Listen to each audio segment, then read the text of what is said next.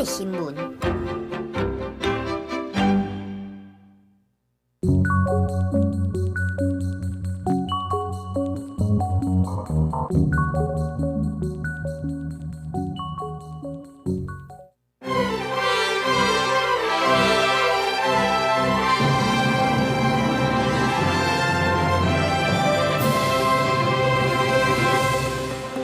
一只中国的海警船驶过海峡中线，态度是真阿爸，甲咱10多只偏乌渔船赶走。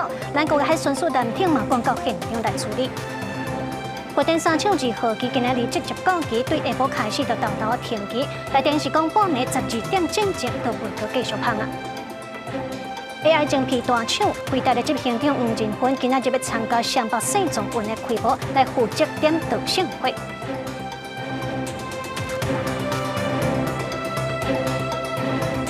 各位观众朋友，大家好，欢迎收看5月17日 AM 新闻，我是卢尚如。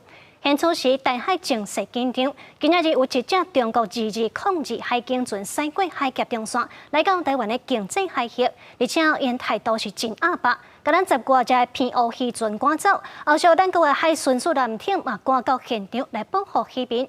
偏乌渔会是表示讲，这款情形最近是定定的发生哦。有专家分析讲，中国是超过伊在大政府执政未满1年的时阵，来展现中国对大海有执法的权利。相片内底这只船是来自中国的海警船，走入去咱国经济海峡，互两方情势紧张情关，拄到中国休渔期，中国船只严格出入港。不过，中国2202海警船直接开过海峡中线以东，来到7米西边40海里，马经60海里，甲这伫掠鱼的10多只偏乌渔船赶走，真恶质。偏乌海巡队缉捕了后，调派台中舰3519艇赶到现场来捕鱼。政府所称的海峡中线也是在东经118度这边，但是我们的渔船在118度43分、44分这边捕捞，就受到海警的威胁、恐吓、驱赶。那这样子对于渔民非常的影响，非常的大。海峡中线过去被看作是两岸共识的非正式的海峡分界线，不过中共愈来愈接侵了台湾了后，共军机舰、海警船真接越界，海峡中线敢若稀释。根据协会统计，近几个月渔民伫中线附近作业已经互赶超过50摆，涉及政府捕鱼无够力。专家分析，中国海警船超工伫520进前真接驱离台湾的渔船，典型伫大海拥有执法权。海面上就已经没有他们的船，他们还跑来我们的澎湖固有海域做驱赶，这个就是特意为之。所有的中国的军事或准军事单位，他们的所有活动都必须跟戴总统可能的就职演说，可能都会有相关联。台湾要反制中共威胁，总统赖清德宣布国防预算要达到占 GDP 的3%。台中市长卢秀燕则讲，国安工作若是国安会、国防部的责任，金管会、财政部、卫福部嘛要做准备，强调比战较可能赢战，支持增加国防预算。我个人是支持我们国家要增加国防预算的，对于国家安全的面向扩大，全面的准备因应。无人机是现代战场不过欠缺的重要战略。行政院长杜英台到嘉义参访亚洲无人机 AI 创新应用研发中心，关心无人机国家队发展。那他希望关照的面向，那包括自制力，那所谓的非鸿供应链，那整个产业链的一个完成。王忠牛讲，中央有专案团队检讨无人机发展，经由订定法规扶持业者，确保打造飞航供应链。记者综合报道。15有中国人偷渡过来台湾，一对中国的爸仔囝对福建坐秋冷船来到桃园的观音海水浴场，讲要来导向自由。尾也去互咱的海巡逮捕以后，老爸互桃园地检署声押，也让后生是移送少年法庭。后续这个事件是由移民署接手来处理。总统赖清德就入约1年，传出有中国的偷渡客走入来台湾，一对中国籍的爸仔囝，41岁姓宋的男性，带17岁的后生，15对福建坐秋冷船，对桃园观音的海水浴场刷保证花。经过一暗16透早向警方报案，针对2个人闪过雷达监控，海巡表示秋冷船干那3.3公尺长，雷达无法度有效侦测。从桃园观音海水浴场左侧沙滩上岸。北部分署立即实施滩岸搜索，查获橡皮艇1艘，经雷达航机回放，未发现不明目标。姓宋的男性以号掠着了后讲，偷渡来台湾是为着要爱自由，经过桃园地检署的侦讯，检方已经声押姓宋的男性，原来伊未成年的后生是由法官接付海巡署，这个转交予移民署专勤队处理。海巡统计讲，今年发生偷渡案5件，38个人，其中当场查到4件，36个人。因为中国最近军演配合小型的目标偷渡，无排除是中国保护地带的侵扰。原来桃园县引爆看作是解放军侵扰台湾，可能定足的14大红色沙堡其中一个。外界关注这个偷渡案背后动机可能无单纯。如何透过 AI 自动的方式来过滤可疑的轨迹，来进行监控跟管制哈？我想这是台湾急需赶快投资建立的能量。刘毅认为讲，中国一直咧试咱方的反应能力，海巡应该赶紧强化海上收集情报的能力。他则分析讲，未当排除中国在5日抗争后对台湾展开军事行动。就如果说我们的侦测能力仍然没有办法完全突破的话，它甚至突破这个淡水河，继续往里面进发的台北市中心区进发的这种可能性。国防部17日发布讲，侦测到中国军机12架次，其中超过海峡中线进入北部、西南部甲东部的空隙10架次，加上中国艦6架、公务船1架，继续侵扰台湾。敢是军演的报头，国军唔敢急放放，斟酌应付。公司新闻采访报道。再来关心咱国内核电哦，佛山抢2号机今仔日直接到期，对下晡就开始豆豆停机，也若到半暝12点进前都袂阁继续放。另外，因为佛山抢的燃料池也阁有空间，所以2号机用过的燃料棒会全部拢甲刷出来。台电是强调讲，这个佛山抢停机袂去影响到咱国内用电。在世界能源短缺、危机日渐严重的今天，我国发展核能发电是一项最好的选择。民国70年一个资料影片记录核三厂1号机反应器调整的过程。3年完了后，1号机正式来启用。无到1年内，2号机也伫74年5月18来上转。当年伫另外几机的背景下，政府积极来推动核能发电，更加强调核电成本低。再就成本比较，核能发电比火力发电便宜约1/4。经过40年，核三厂2号机5月17日运转接照到期，再起源继续发电，贡献3.5%左右发电量。2号机准备开始降载操作，3、2、1。下晡开始，机组开始降载，台电有估伫暗时来改联脱离电网，过来自此进入无核电时代。10点左右会解联，然后就到凌晨以前，它就整个跟系统就脱离了嘛，就停机这样子。台电其实都有在准备啦，供电的部分应该是没有问题。核安会第3日前审查通过台电的独一计划，不过独一宽屏也未通过，独一许可也未核发。也若甲核一厂、核二厂无同，核三厂的独一会使如期来推动，因为用过燃料池也有空的所在，燃料棒袂留伫个炉心内底。台电公司也规划呢，停机以后，它就会依序进行反应炉开盖，然后把炉心的用过燃料全部移到用过燃料池，规划预定在5月24号可以完成。伫停机前一暗，核三厂举办感恩会，厂内主管员工包厢总共100多人参加，想到过去辛苦的点点滴滴。本来要进入25年独一期的核三厂，因为最近核管法修法通过，应申请搁再继续运转。核电是不是就此行入历史，也有变数。核电存续也未确定。核三厂已经早一步来布建55公顷的光电房，真做恒春半岛上大的光电厂。记者综合报道。AI 晶片大厂辉达的执行长黄仁勋 AM 邀请台湾供应链的友伴要做伙吃饭。黄仁勋表示有打算要和台积电的创办人张忠谋见面，嘛讲已经看好台积电伫咧全球布局的规划。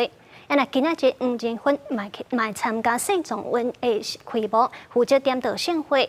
那总统府是表示，沈从文开幕是由副总统萧美琴代表出席。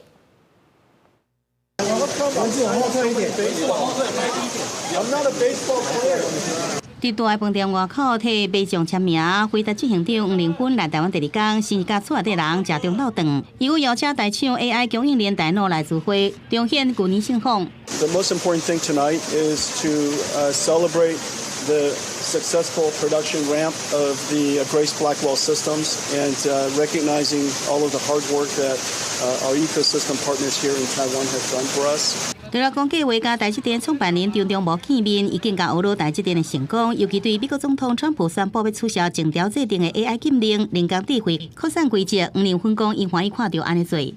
The cost of chips are the cost of chips, and TSMC does an extraordinary job delivering excellent technology at a fair price, and that's exactly the reason why they're so successful. A significant race in AI technology development, and the United States would like to lead with American platforms. And so the AI diffusion rules, as it was expressed before, limiting American technology around the world is precisely wrong. It should be maximizing American technology around the world. Are you looking forward to the opening ceremony tonight? I think so. Are you coming? 现场一个算一个，黄仁勋也担任世创院开幕式科技盛会点配代表。这是前一天台北市府将最后来公布，外区总统府就发布由副总统萧美琴代表来出席，和国民党议员批评是伫抢声量，造成维安任务爱重新规划。不过总统府强调，4月时阵维安团队就办2摆会看大巨蛋场所。多数的主办国都是将世中运定位为重要的地方赛事活动，所以因此由地方的主责官员，尤其是地方的首长，作为开幕仪式的主宾。真的不用再去比较其他的国家怎么做。如果说按照过去只有一个国家一个总统出席的话，那现在萧美琴副总统为什么要出席呢？总统府也澄清，总统赖清德因为另外有公务，改为贺电祝福。副总统确定出席时，也唔知讲黄仁勋会到场，拢是按照流程来处理，无其他考虑。记者综合报道。但天这2天拢有发生意外状况，彰化屏东棒山到嘉义这段路，因为电车线断去，造成车崩万分。那今日早起彰化社头站因为雨季歹去，经报去是直直响，影响到17班火车。这是彰化车站的电子扛棒，一旦看到10点58分驶往屏东的车次慢12分，往新左营慢4分。车站的工作人员赶紧伫北帮水平，受到车头雨季各种影响，列车拢有慢分。那滨高道这边是一直咧等警报声，伫滨高道头前的机车一等就是10几分钟。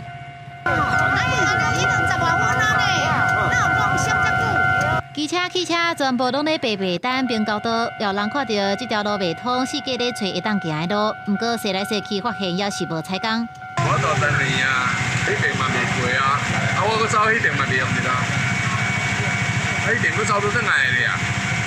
台铁表示，透早8点46分，车头站分道机器各样，雨季各种，地属车头甲电中之间改双线通行，人员伫10点8分收复，计共影响到17车次，慢分有657分钟。不过前一天下晡，台铁南回线也发生电车线断5点钟，造成11班车慢分，连续2天拢出代志。目前什么原因要调历史的影像来看，看看到底是什么原因。这个可能需要一些时间了。台铁伫16暗时7点49分收好势，棒山嘉乐恢复通车。除了对造成旅客时间延误会失礼，台铁也表示，这个事件互对号列车慢超过45分钟，旅客会当伫1年内办理全部退钱，或者是免费坐。非对号列车也会当换坐同级的列车，或者是零元改卡。若是买定机票的，使用的期限会当延长1天。公司新闻采访报道。地方的新闻来看，台中丰原有一间托育中心涉嫌虐待囡仔，虽然有嫌疑的托育人员送柜的时已经死头落落，也毋过社会局是发现讲这间托育中心也有7个托育人员嘛拍算要死头落，会去影响到中心收的35个囡仔。社会局若是有家长就批评讲社会局拢无好好处理这个案件。丰原这间私立托育中心最近去有家长指控有托育人员涉嫌虐待囡仔，经过台中市社会局调查了后，目前已经知影有14名细汉囡仔受害。不过，即摆又搁传出来，该托育中心有7名托育人员，唔知影什么原因会伫咧后礼拜5进行离职，包括被害者在内的35名细汉囡仔会受到影响。第一次已经让我们受害，老师已经虐待小朋友了，然后第2次。又突然说集体离职，然后让我们小朋友没有地方可以去，那我们这些双薪家庭要怎么办？本局立刻启动转介机制，主动通知这2班的家长，那经过盘点呢，丰原区周边的托婴中心跟居家托育的资源，目前有少数托婴中心有名额，我们已经提供家长资讯，由他们自行接洽。台中市社会局表示，因为托婴中心师生照顾比例上济，敢若会使1比5，会协助转介其他托婴中心。不过有几个家长不满，指出社会局敢若提供2间托婴中心，予家长家己联络，其中1间敢若剩1个名额，另外1间则是完全无名额，敢若会使排队等待确认。因为社会局无重视这个案件，嘛无真正协助被害家庭，变相好像是我们自己要想办法的问题。就本来我们是受害者，然后又变成我们要自己去解决问题。他们一直觉得这是他们的流程，这是他们的流程，但是现在是小朋友的安危，所以我觉得这是比较特殊的。为什么不能再为我们家长着想一点？这家长认为，社会局应该更加有同理心来处理这个重大的劣童事件。这7名准备离职的托育人员是甚么原因要离职？敢有涉及虐待囡仔？社会局表示，拢会调查厘清。公视新闻台中报道。伫婚林有一个负责人带囡仔去病院看喙齿，却甲另外一个1岁外的查某囝留伫车内，热甲规身躯干。送病院检查是有发水的状况加在，是无性命危险。也毋过，这个囡仔的老母婚林关的社会处表示讲，因为违反着儿少法，所以表示会开罚。有民众伫停车场听到囡仔哭甲足凄惨的，听声音最后找到这架车，发现车门无锁，车门拍开，敢若看到一位查某囡仔倒伫囡仔的汽车座椅顶面，面红记记，规身躯干，唔知影已经伫遮拍偌久啊！你看，他那个眼睛，他这个要通报113了。日头车爷爷，这个查某囡仔说互关伫车内，民众感觉真唔甘，紧甲伊下风，佮摕4支电风出来。乖哦！查某囡仔互关伫车内地点，就伫婚林后尾绿色病院的室外停车场。早早当天，民众发现这款喊过的状况了后，马上报警处理，也通知病院护理师赶紧抱囡仔去检查。他被送来的时候是属于一个全身比较湿哒哒的一个状况，然后是身体属于偏热，我们测量体温比较偏高，大概37度8，然后是属于呼吸比较为快，有一些轻度脱水的状况。依据我们相关这个儿少法的这是99条来处3000到15000元的这样的一个罚款，同时还要4到40小时的这个亲子教育。甲囡仔关伫车内的老母，伫民众报警了后的半点钟才出现。伊向警方表示讲，厝内有5个囡仔，较大汉的3个去上课了后，伊带7岁，第4个来看喙齿，感觉几分钟就当出来，所以才互上细汉的查某囝家己留伫车顶。加在即届有热心的民众就是发现，才无发生逼叫。毋过，这位阿母互6岁以下囡仔家己一个人，这依照违反儿少款法开罚。公视新闻采访报道。再来关心农业，新德国尖石乡逐年这个时阵是5月桃大出的时，也毋过今年受到雨水甲气温的影响，产季是比往年慢半个月，但是这果子是较大粒无。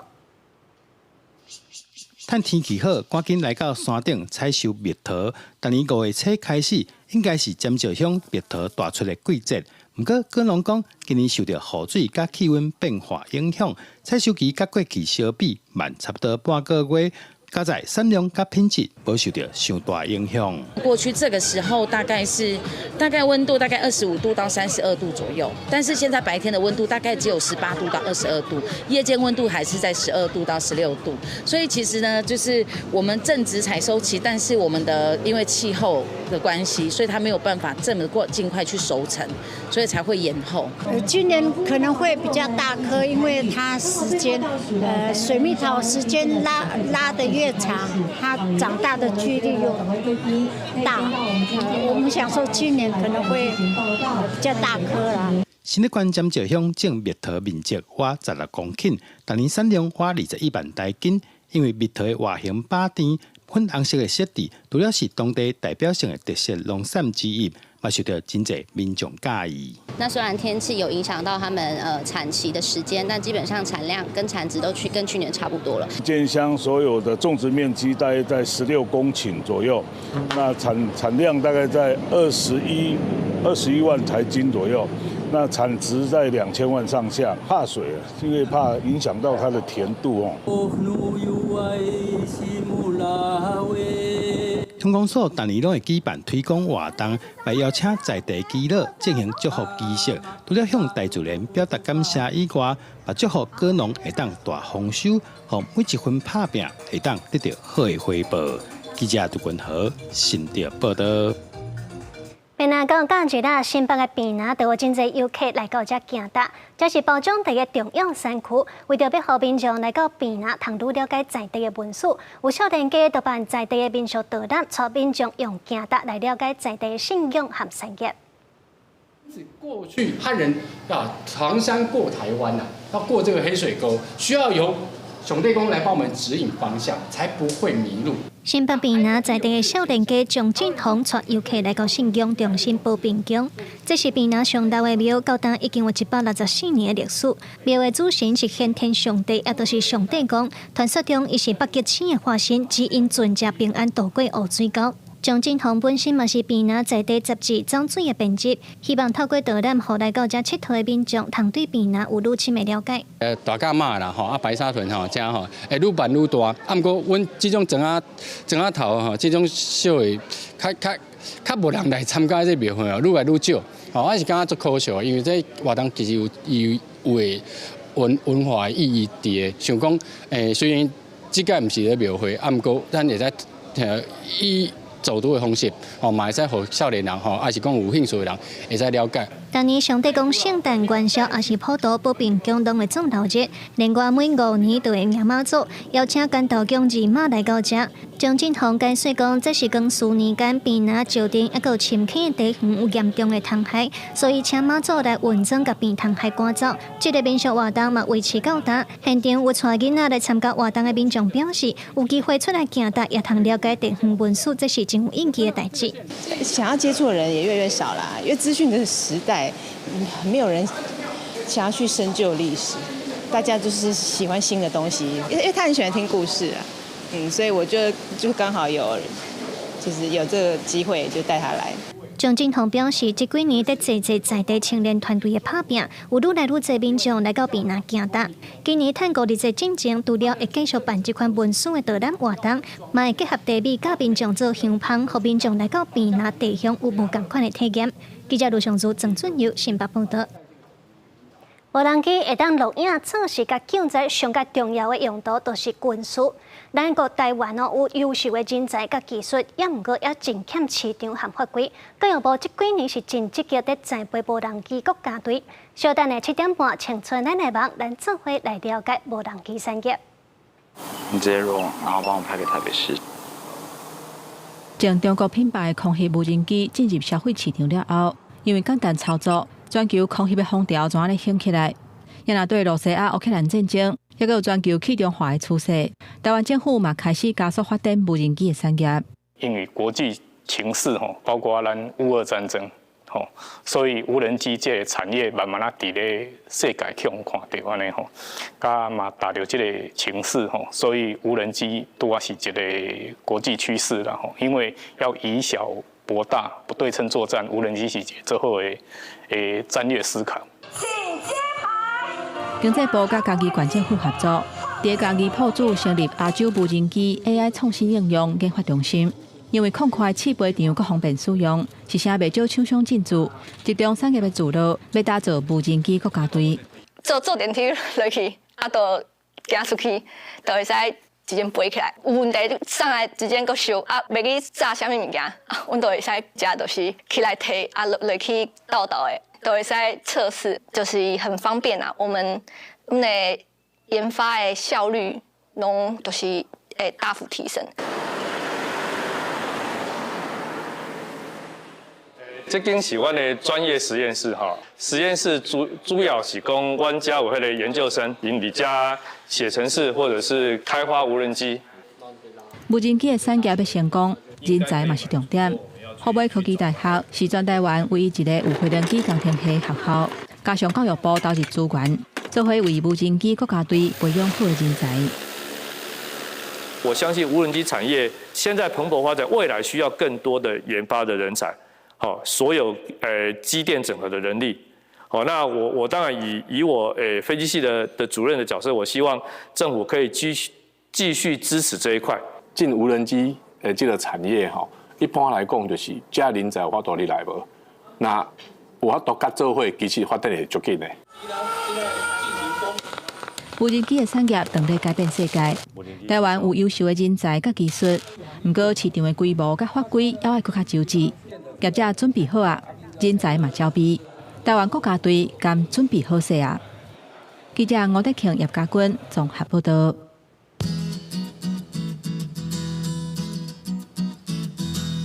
北部地区24度至32度。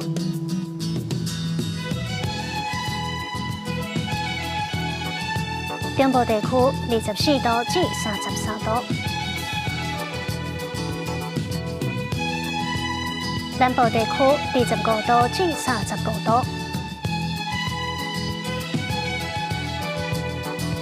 东部地区24度至32度，关东地区24度至31度。